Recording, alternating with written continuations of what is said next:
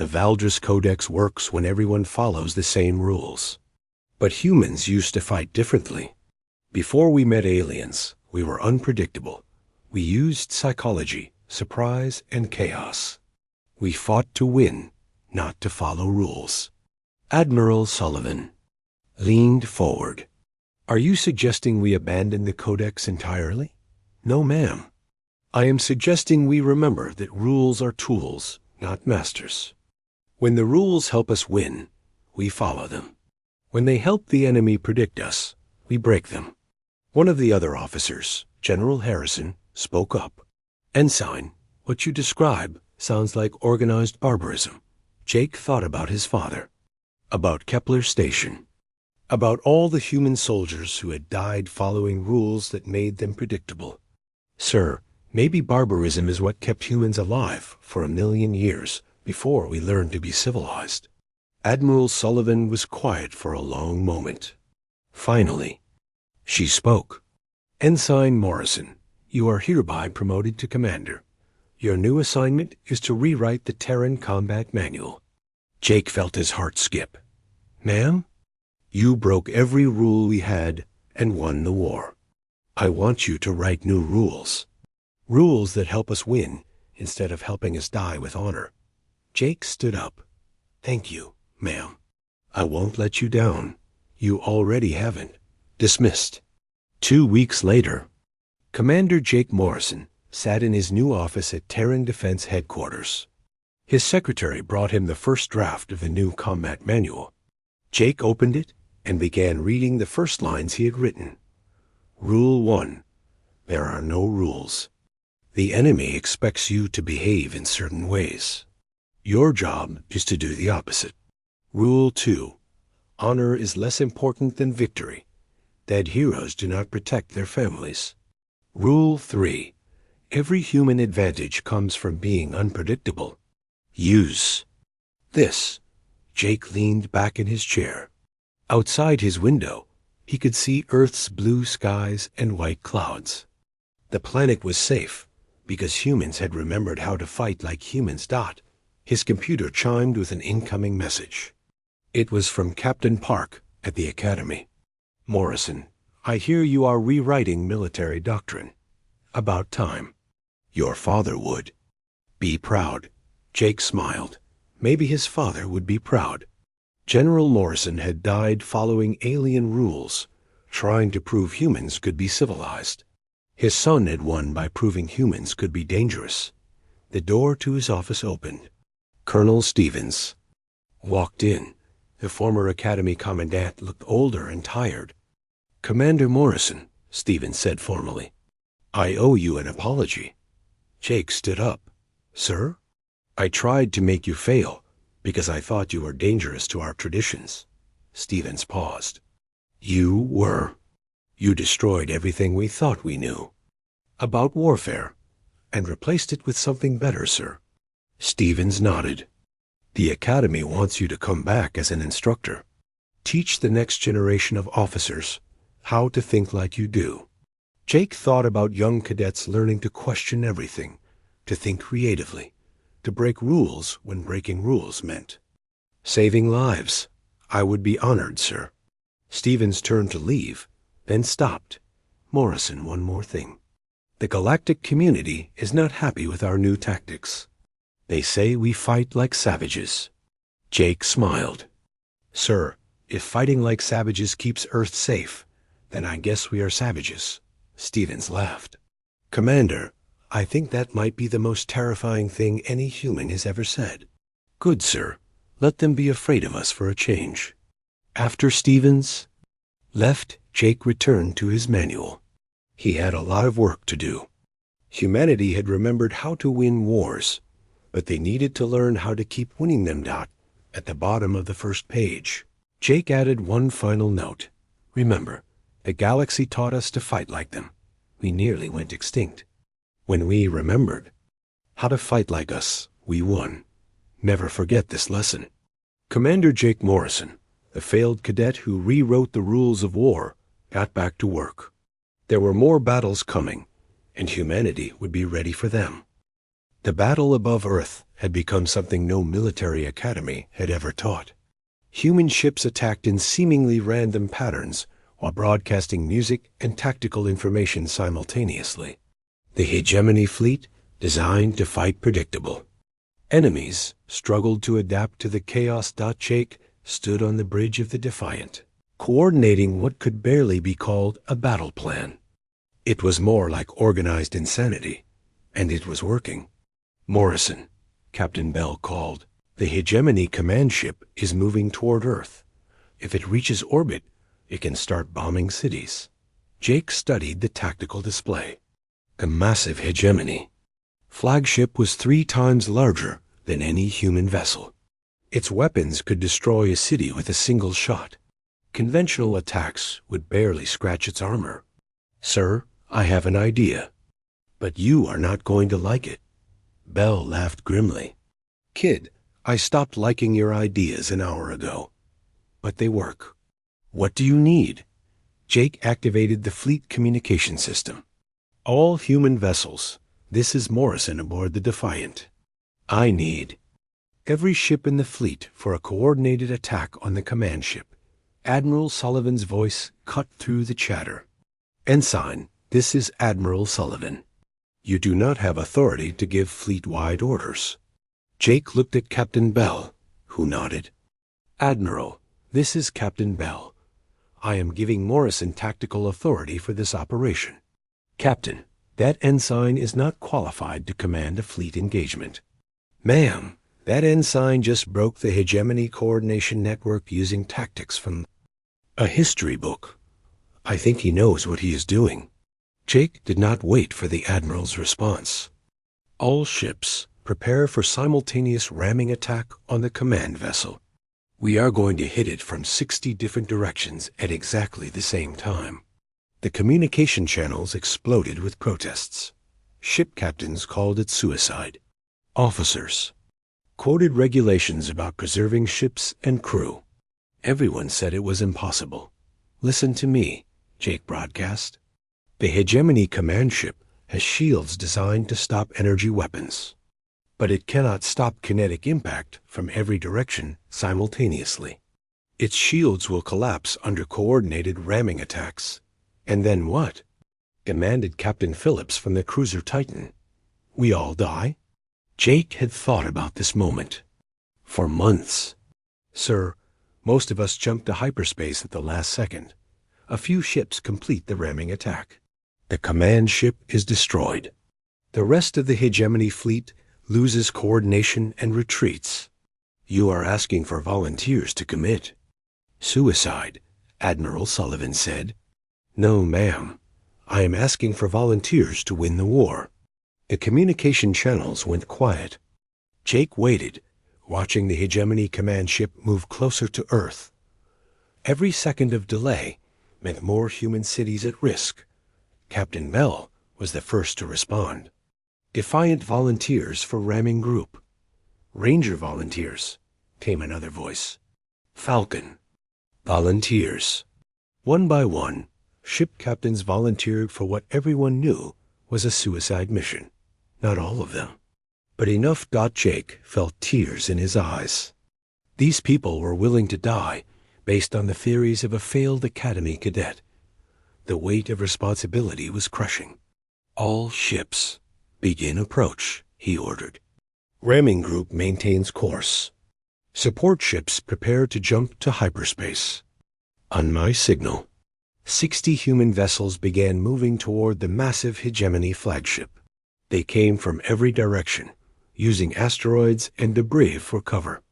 The alien ship's weapons began firing, but there were too many targets coming too fast. Jake watched the tactical display as the distances decreased. 5,000 kilometers, 3,000, 1,000. Support ships, jump now. He ordered. Half the human fleet vanished into hyperspace. The remaining 30 ships continued their attack runs. The hegemony command ship's shields began flickering under the coordinated assault. Its weapon systems, designed for long-range combat, could not track so many close targets. Ramming group, Prepare for impact, Jake called. His voice was surprisingly steady. 500 kilometers, 200, 100. All ships impact in 10 seconds, Jake announced. He looked around the bridge of the Defiant. Lieutenant Mason was at his station, hands steady on the weapons controls.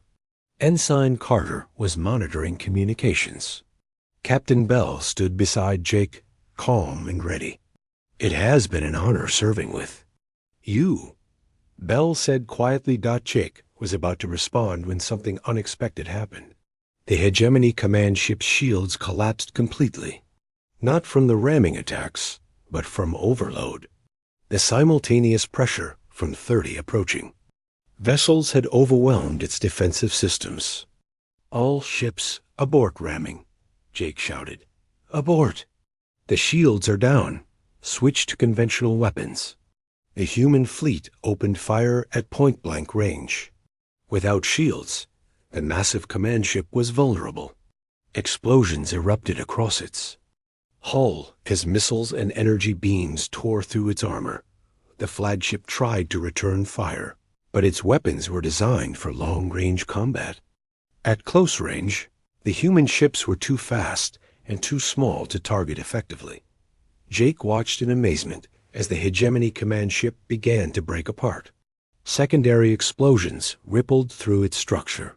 The bridge section, where the Hive Queen controlled the entire fleet, was completely destroyed. Command ship is dead, reported Lieutenant Mason. Total structural failure. The effect on the rest of the Hegemony fleet was immediate. Without their Queen's coordination, the alien ships began moving in confused patterns. Some fired on each. Others simply stopped moving completely. Admiral Sullivan's voice filled the communication channels. All ships pursue the enemy. Do not let them regroup. The remaining human fleet charged into the confused Hegemony formation. What followed was not really a battle. It was a rout. Alien ships that had seemed invincible an hour earlier now fled in panic toward hyperspace. Some escaped. Most did not. Jake stood on the bridge, hardly believing what had happened. The Hegemony invasion fleet was destroyed.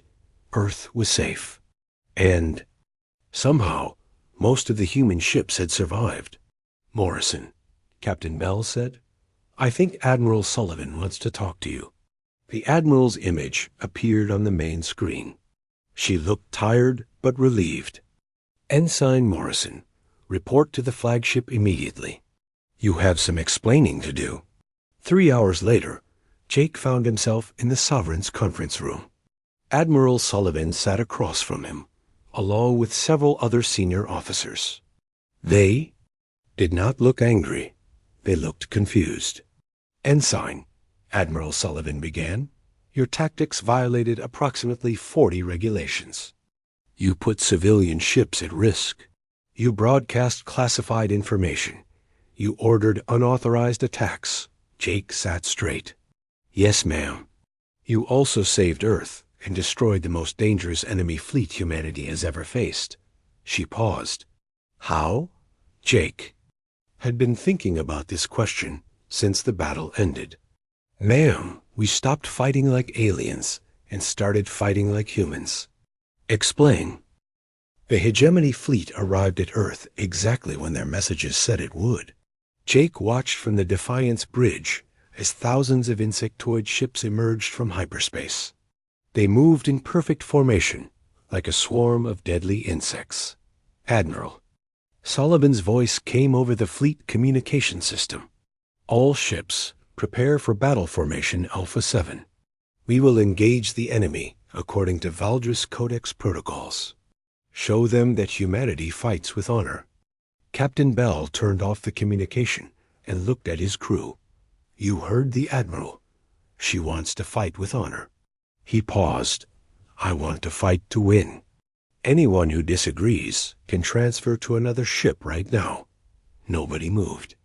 The crew of the Defiant had been fighting the Hegemony for 2 years. They had watched friends die following proper procedures. They were ready to try something different. Morrison, Captain Bell called. "You have been studying this enemy for months. What do you see?" Jake studied the tactical display. The hegemony fleet was enormous, but it moved in predictable patterns. "Sir, they are expecting us to form battle lines and engage at maximum range, just like every previous human fleet. And what do you suggest we do instead?" Jake had been thinking about this moment since leaving the academy. "Sir, request permission to propose what I call asymmetric response protocols." Bell smiled. "Fancy words. What does it mean?" "It means we fight dirty, sir." The main human fleet was already moving into formation. Hundreds of ships arranged themselves in neat lines exactly as the Valdres Codex required. They looked impressive and organized. They also looked exactly like what the hegemony expected to fight. "All right, Morrison," Bell said. "You have 5 minutes to explain how we win this thing." Jake activated the tactical display. "First, we ignore formation requirements. Instead of fighting in lines, we use asteroids and debris for cover. Hit and run attacks." Lieutenant Mason, the weapons officer, frowned. "That violates minimum engagement distance protocols." "Good," Jake replied.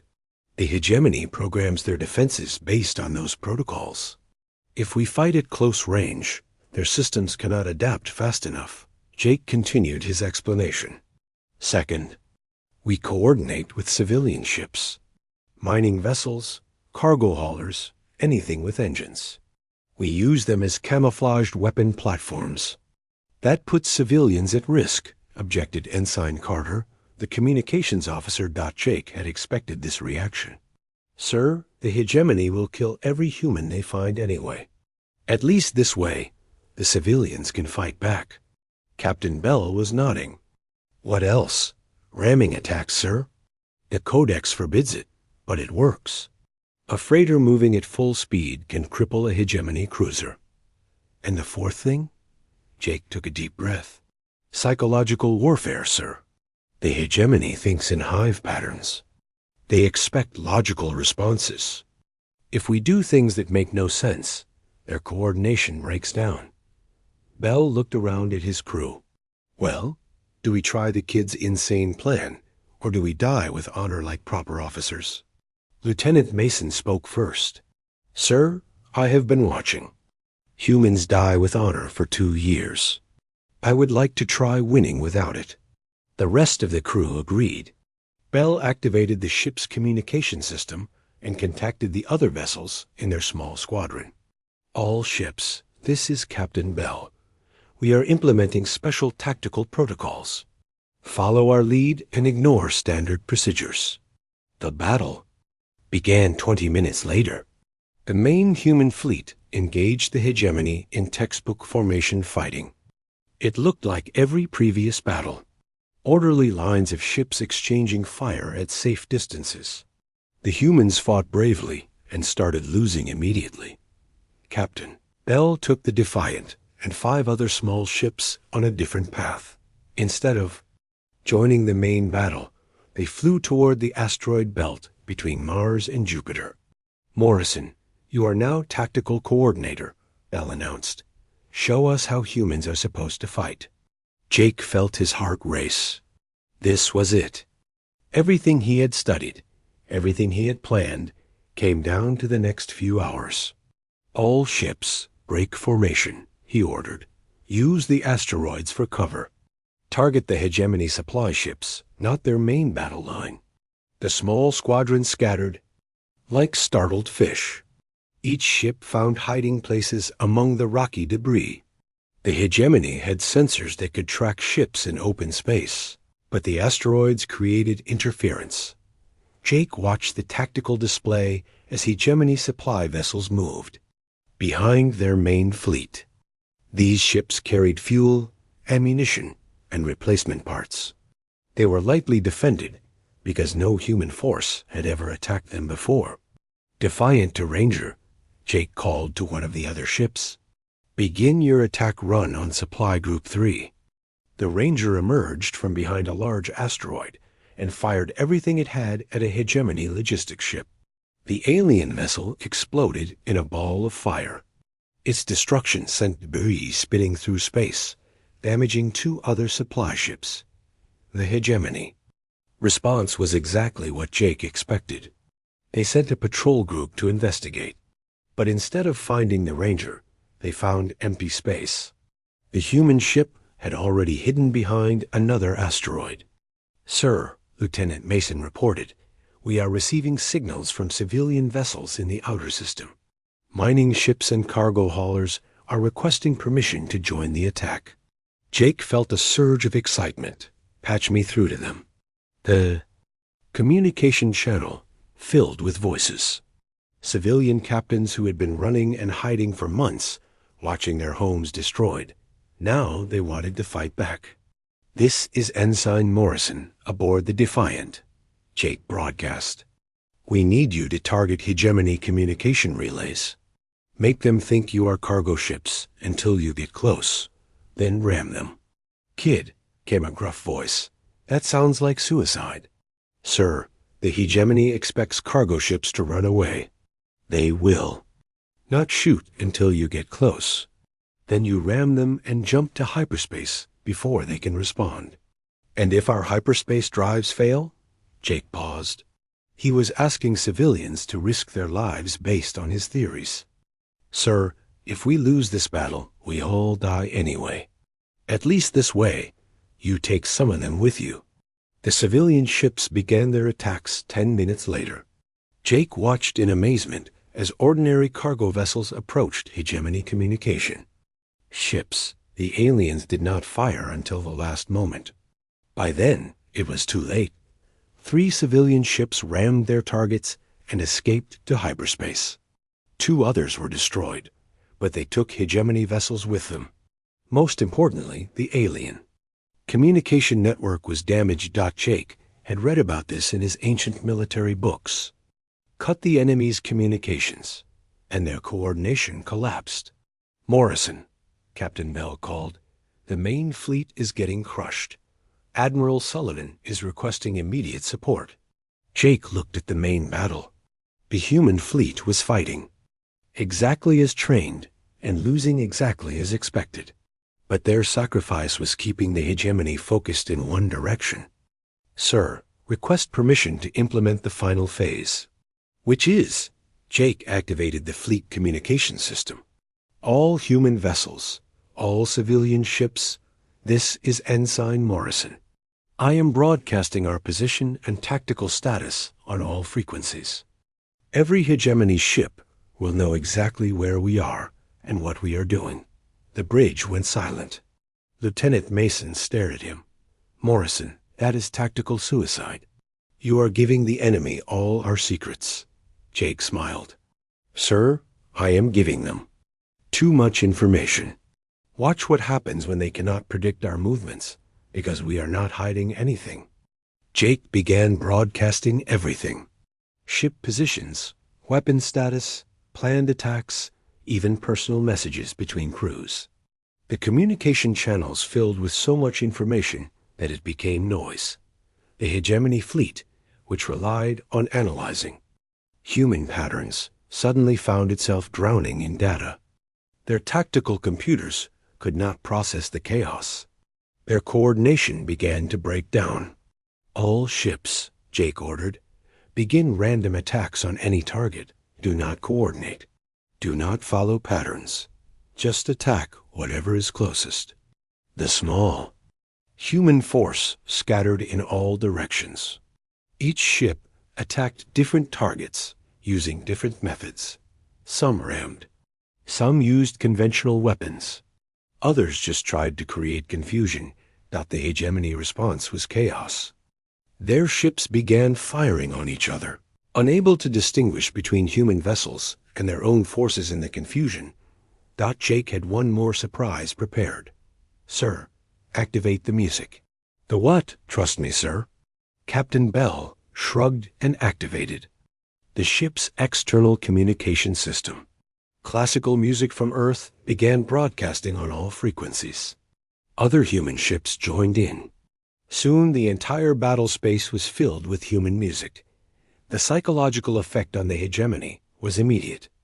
Their hive mind could not process the chaotic, emotional sounds. Some ships stopped firing completely. Others began moving in erratic patterns. "My God," whispered Lieutenant Mason. "It is actually working." The main human fleet, seeing the confusion in the hegemony ranks, began their own desperate attacks. Admiral Sullivan abandoned formation fighting and ordered all ships to engage at close range. The tide of battle was turning. Jake felt a surge of hope. Maybe they could actually win this thing. The news got worse every day. Jake watched the reports from his dormitory room as the hegemony fleet swept through human space like a cutting blade. 7 colonies had fallen in 2 weeks. The Terran Defense Fleet fought bravely and lost completely. Admiral Kane followed the Valdris Codex perfectly. His ships maintained proper formation distance. They gave fair warning before attacking. They avoided civilian areas. They fought with honor and dignity. And they died. Jake sat in the Academy's war room with his classmates, watching the latest battle reports. The holographic display showed red marks where human colonies used to be. Each red mark meant millions of dead humans.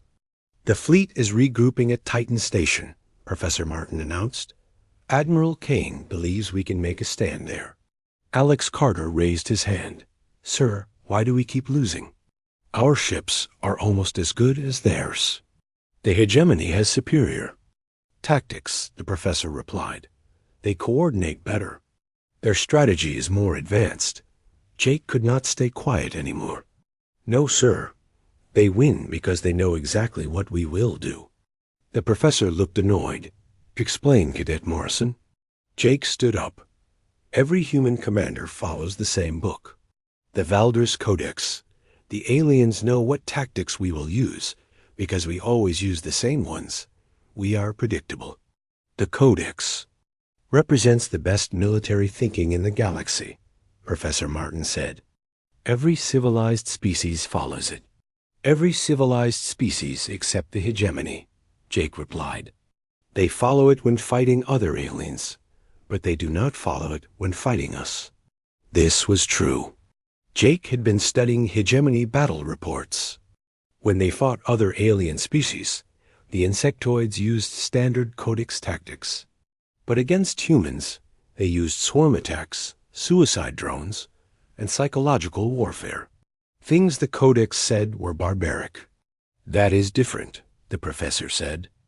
"They consider us primitives. They do not extend us the courtesy of civilized warfare." "Then maybe we should stop extending it to them," Jake said. The room went silent. Alex Carter laughed nervously. "Morrison, are you saying we should fight like barbarians?" Jake looked around. The room at his classmates. Future officers of the Terran fleet, all trained to think exactly the same way. All preparing to die with honor. "I am saying we should fight like humans." Professor Martin ended the class early. Jake was ordered to report to Captain Park immediately. He found her in her office, reading reports from the front lines. She looked tired. Dark circles marked her eyes. The war was not going well for anyone. "Sit down, Morrison," she said without looking up. "Tell me what you meant in class." Jake had been thinking about this moment for months. "Ma'am, humans used to be the most dangerous species on Earth. We conquered our entire planet. We survived. Ice ages, plagues, and wars. We did it by being unpredictable and brutal." Captain Park finally looked at him. "That was before we learned to be civilized. What if civilization is making us weak?" She stood up and walked to the window. Outside, ships were landing with wounded soldiers from the latest defeat. "Morrison, I have been watching you for 2 years. You fail every tactical test. Your strategy scores are terrible. But ... She paused. Jake waited. "But you are the only cadet who has ever hurt the enemy in those simulations. When you rammed that ship, you actually damaged them. No one else has ever done that. Jake felt his heart speed up. Ma'am? I have been thinking about your father. About Kepler Station? She turned to face him. The official report says he was a coward, but I was there, Morrison. I was a lieutenant on one of his ships. Jake's mouth fell open. He had never known this. Your father was not a coward. He followed orders perfectly. Every rule, every procedure, every codex requirement. And because of that, we lost. Her voice got quiet. Maybe if he had been a coward, if he had run or fought dirty, some of those soldiers would still be alive. Jake did not know what to say. For 2 years, Captain Park had been trying to make him fail. Now she was telling him his father might have been wrong to follow the rules. The hegemony fleet will reach Earth in 3 weeks, she continued. Every ship in the human fleet will be there for the final battle, including this Academy's training ships. Jake understood. They are graduating us early. Yes, you will receive the rank of ensign and assignment to a ship. She handed him orders. You are assigned to the frigate Defiant. Captain Ryan Bell commanding. Jake looked at the papers. The Defiant was an old ship with a reputation for taking dangerous missions. Not exactly a reward posting. Ma'am, why are you telling me this? Captain Park sat back down. Because I am tired of watching humans die with honor. Maybe it is time. Someone tried to win without it. That evening, Jake packed his few belongings. His classmates were excited about their assignments. Alex Carter had received posting to the flagship Sovereign. Others were going to cruisers and battleships. Jake was going to an old frigate that most people considered a punishment, assignment, but he was also going to war with a head full of forbidden knowledge. While his classmates had studied approved tactics, Jake had learned about ambush, ramming attacks, and psychological warfare. Things the Valdez Codex called barbaric. The transport ship arrived the next morning. Jake stood with 30 other new graduates, waiting to board. They all wore fresh uniforms and carried regulation equipment. It looked like proper officers. Jake carried his father's old books hidden in his gear. Ancient texts about human warfare from before they met aliens. Books that could get him court-martialed if discovered. As the transport lifted off from the Academy, Jake looked down at the white buildings below. He had spent 2 years there, learning how to lose with dignity. Now he was going to find out if he could win without it. The transport reached the fleet staging area at Titan Station 3 days later. Jake had never seen so many human ships in one place. Hundreds of vessels filled the space around Saturn's largest moon. Battleships, cruisers, destroyers, and frigates. The entire Terran defense fleet. Jake found the Defiant docked at the outer ring. It was smaller than he expected, older too. Scorch marks on the hull showed where enemy weapons had hit it. This ship had seen combat. Captain Bell met Jake at the airlock. He was a thick man with gray hair and tired eyes. You must be Morrison. Heard about you at the Academy. Nothing good, I imagine, sir. Bell smiled grimly. Depends on how you look at it. They say you ask too many questions and break too many rules. Sounds useful to me. Jake followed the captain through narrow corridors to the bridge. The ship was cramped and old, but everything looked functional. The crew moved with the efficiency of people who had been fighting together for a long time. We are part of the reserve squadron, Bell explained. When the main fleet engages the hegemony, we provide support and handle special missions. What kind of special missions, sir? Bell stopped walking and looked at Jake.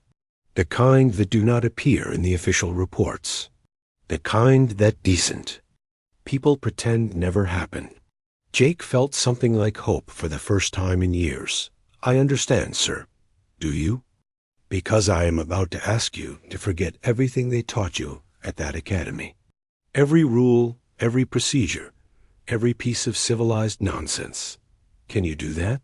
Jake thought about his father. About 10,000 dead soldiers at Kepler Station. About 7 human colonies that no longer existed. Yes, sir. I can do that, Bell nodded. Good, because in 3 weeks, the hegemony arrives at Earth, and I intend to fight them like humans instead of like aliens.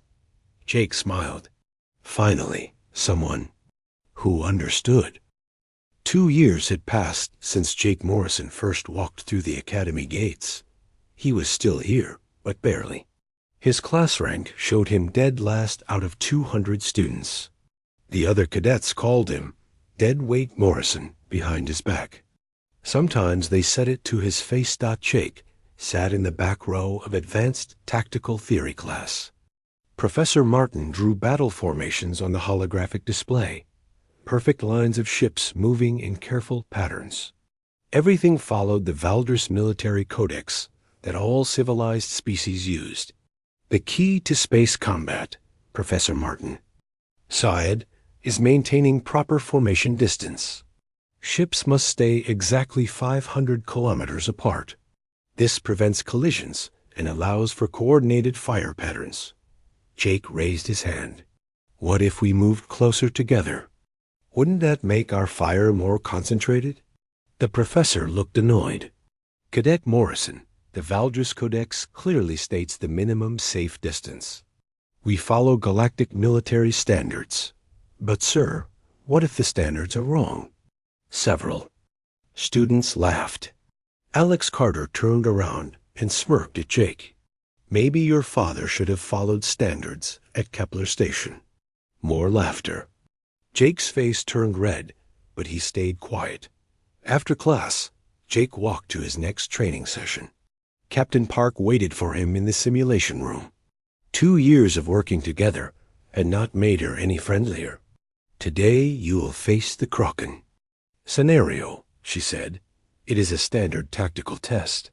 Most students pass on their 3rd attempt. Jake had already failed it 6 times. The scenario put a single human ship against 3 alien vessels. The mission was to survive for 10 minutes while protecting a civilian transport. Begin simulation, Captain Park commanded. The simulator activated. Jake found himself commanding a small frigate. 3 insectoid hegemony ships appeared on his screen. They were bigger and stronger than his ship. The civilian transport he was supposed to protect could barely move. Jake had tried everything. Over his previous attempts. Standard tactics. Textbook maneuvers. Following the Valdris Codex perfectly. He always lost. The alien ships were simply too powerful. This time, Jake decided to try something different. Instead of forming proper battle lines, he flew straight at the enemy ships. His computer immediately warned him about violating minimum engagement distance. Warning: tactical violation. Recommend immediate course correction. Jake ignored the warning. He flew his ship directly between 2 enemy vessels. The aliens' weapons could not fire without hitting each other. For a moment, he was safe. Then, Jake did something no Academy student had ever done. He rammed his ship into the enemy flagship at full speed. The simulation ended with a massive explosion. Both ships were destroyed, but the 2 remaining enemy vessels were badly damaged. The civilian transport escaped. Captain Park stared at the screen. What did you just do? I completed the mission, Nan. A transport survived. You committed suicide. You destroyed your own ship. Jake shrugged. The mission was to protect the transport for 10 minutes. It escaped after 8 minutes. Mission successful. Captain Park made notes on her tablet. Jake could see her writing reckless, suicidal, and unfit for command. But Jake was thinking about something else.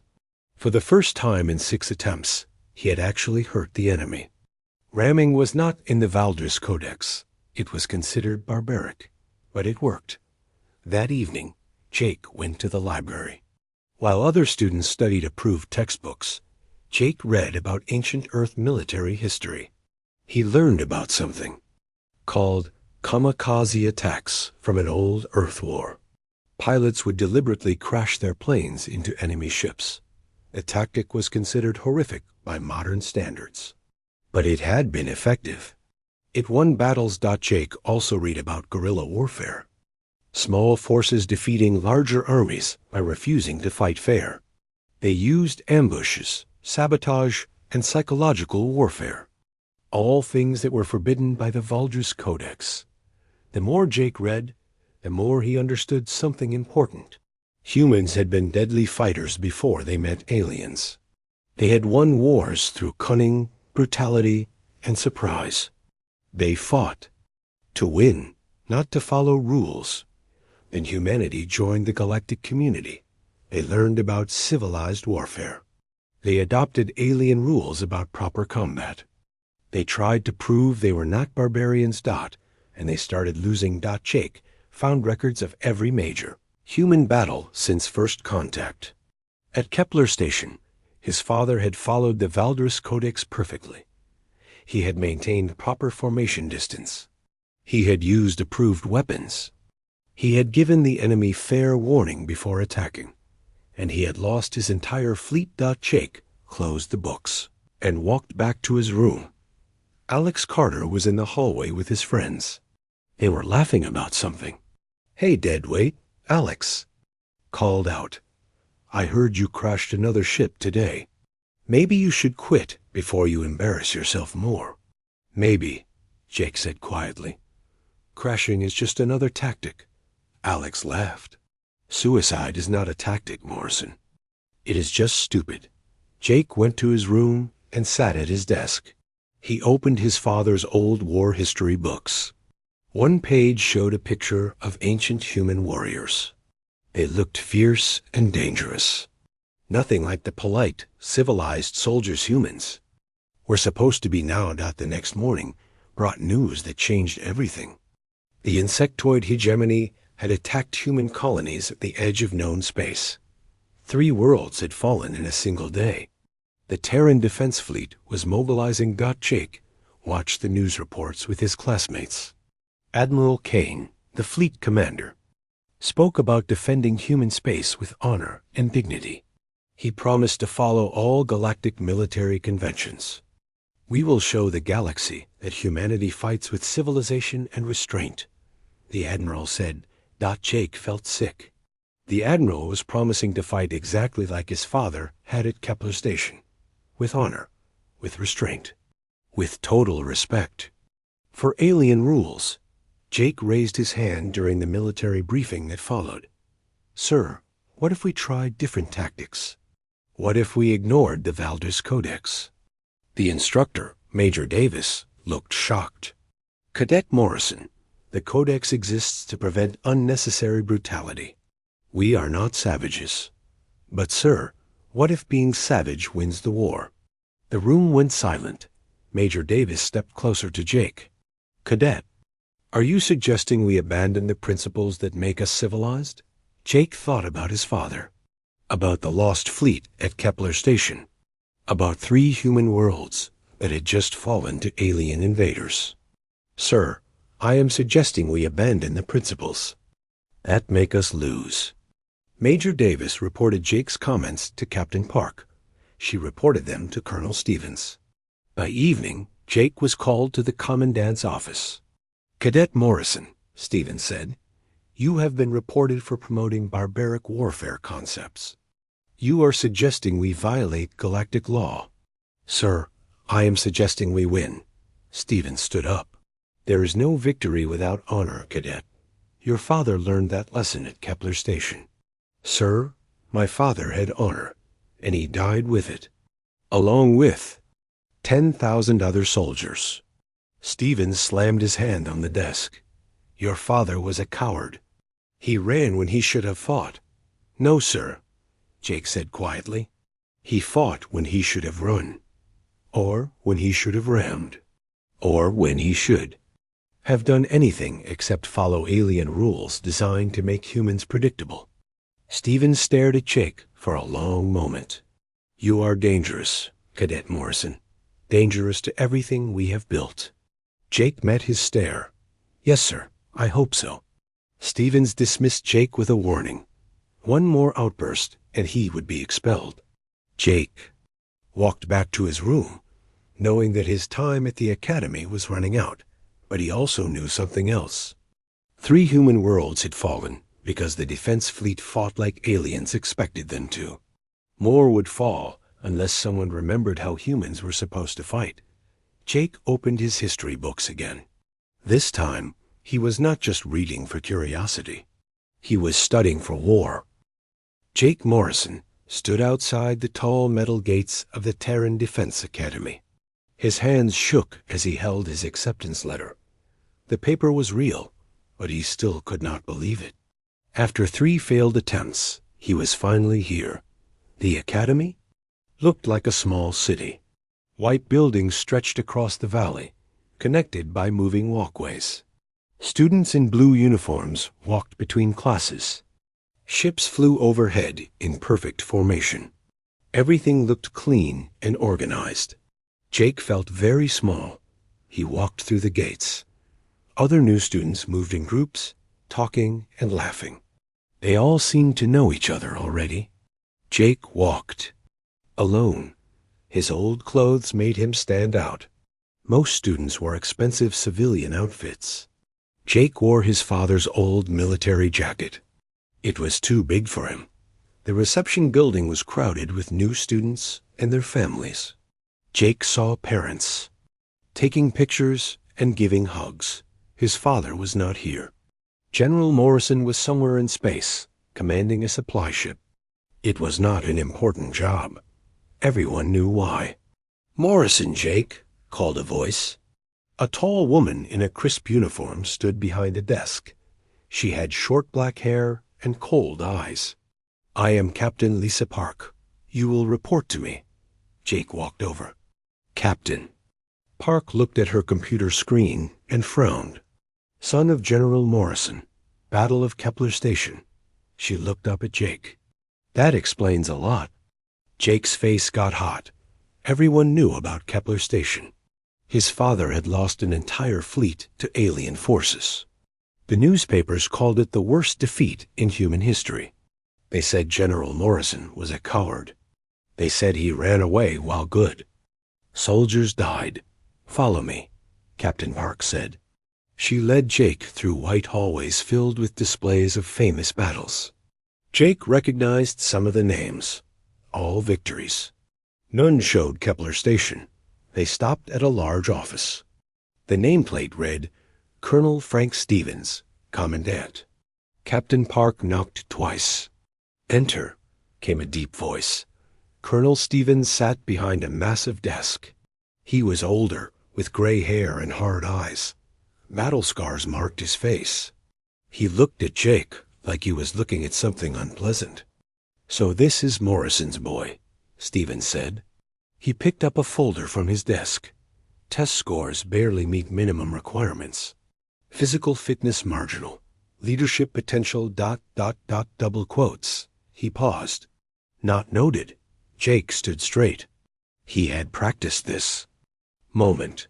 "Sir, I want to serve humanity. I want to prove that—" "You want to prove what?" Stevens interrupted. "That cowardice does not run in families? That you are different from your father?"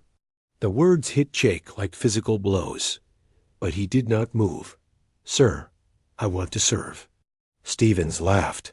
It was not a kind sound. "Captain Park, this cadet is your responsibility. Make sure he receives the proper training." Captain Park nodded. "Yes, sir." They left the office. Captain Park walked fast. Jake had to hurry to keep up. "Listen carefully," she said as they walked. "You do not belong here. Your test scores are terrible. Your father is a failure. The only reason you are here is because the academy cannot reject applicants based on family history." They reached a dormitory building. Other new students were moving into their rooms. Jake saw expensive luggage and personal items. Some students had servants helping them. Captain Park stopped at room 247. "This is yours. Your roommate transferred. You will be alone." She handed him a key card. Classes start tomorrow at 0600. Do not be late. Jake opened the door. The room was small and empty. 2 beds, 2 desks, 2 closets. One side was clearly unused. Jake put his single bag on the empty bed. He looked out the window. Other students were gathering in the courtyard below. They formed groups quickly. Everyone seemed to have friends already. Jake watched a tall blonde student who seemed to be the center of attention. Other students laughed at his jokes and followed him around. Jake unpacked his few belongings. 3 changes of clothes. His father's old books about military history. A picture of his mother. She had died when he was young, before his father's disgrace. That evening, Jake went to the dining hall. Long tables filled the space. Students sat with their groups. Jake took a tray and found an empty table in the corner. The tall blonde student from the courtyard walked past with his friends. "Hey, look," he said loudly. "It's the coward's son." Other students turned to look. Some laughed. Others whispered to each other. Jake kept eating. He had heard worse things before. "I heard his father ran away from the aliens," another student said. "Left his whole fleet to die." "Alex, leave him alone," said a girl with red hair. But she was smiling when she said it. The blonde student Alex sat down across from Jake. "I am Alex Carter. My father is Admiral Carter. You know, the one who actually wins battles." Jake looked up. "I know who you are." "Good. Then you know how things work here. Some families build the military. Others destroy it." Alex stood up. "Stay out of my way, Morrison." Jake finished eating alone. He walked back to his empty room. Through the walls, he could hear other students talking and laughing. Music played from someone's radio. Jake sat at his desk and opened one of his father's books. The book was about ancient Earth battles. Before humans met aliens. Before the Valdris Military Codex. Jake read about generals who broke rules and won impossible victories. Men who fought dirty and saved their people. His father had tried to fight honorably at Kepler Station.